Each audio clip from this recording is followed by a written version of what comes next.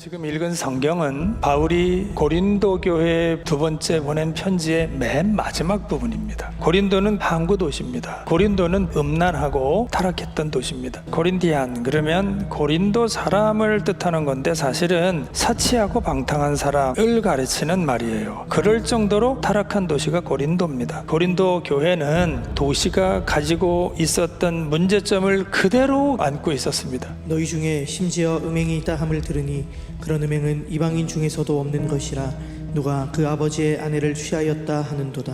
분열도 있었어요. 너희는 아직도 육신에 속한 자로다. 너희 가운데 시기와 분쟁이 있으니. 바울은 이들의 잘못을 권면하고 책망하면서 맨 마지막에 놀랍게도 기뻐하라 이렇게 얘기를 하고 있습니다. 이런 상황에 무엇 때문에 기뻐하라는 걸까요? 고난과 아픔들이 아름다운 성숙으로 이어질 수 있는 것이기 때문에 기뻐할 수 있는 것이다. 고난이라고 하는 측면에서 두 사람의 삶을 보면서 이것이 이 사람들 삶에 미쳤던 영향이 어떤 것일까 좀 생각해 보려고 그래요. 왕이 되기까지 사울의 삶에는 고난의 기록을 찾아볼 수가 없습니다. 고난을 모르죠. 거기다가 왕이 되고 나서도 크게 고난을 당한 일이 없어요. 쉽게 얻은 왕의 자리지요. 그는 결국 왕위를 자신의 욕망의 도구로 생각해 버리잖아요. 고난이 없었어요. 깨우칠 기회가 없었던 거죠. 그러나 다윗은 고난과 고통이 무진장 많았어요. 그의 이런 고난이 훌륭한 왕으로 만들어내는 기초가 되었다고 말하지 아니할 수가 없습니다. 고난당한 것이 내게 유익이라.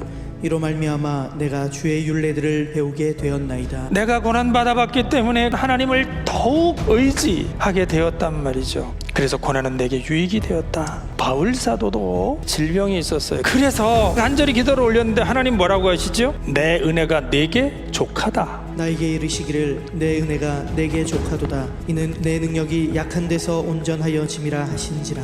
그러므로 도리어 크게 기뻐함으로 나의 여러 약한 것들에 대하여 자랑하리니. 여러분, 바울은 부족할 게 없는 사람이죠. 너무나 잘나서 어쩌면 이 정도 핸디캡이 주어지지 않으면 절대로 겸손하지 못했을지도 몰라요. 그래서 바울은 그걸 받아들이는 거예요. 오히려 기뻐하는 거죠. 약할 때 강해진다는 사실을 알기 때문입니다. 이것은 여러분 우리 그리스도인들의 비밀입니다. 내가 정말 약함을 할 때 그때 비로소 전적으로 하나님을 의지할 것이기 때문이란 말이죠. 그래서 오히려 약할 때가 강한 때가 되었다 이 말입니다. 아픔 때문에 주님 앞에 나오고 고통 때문에 주님 앞에 나오고 고통이 그래서 은혜입니다. 그걸 깨우치는 사람이 더욱 큰 은혜를 받은 사람이고요. 고통 없는 사람은 없습니다.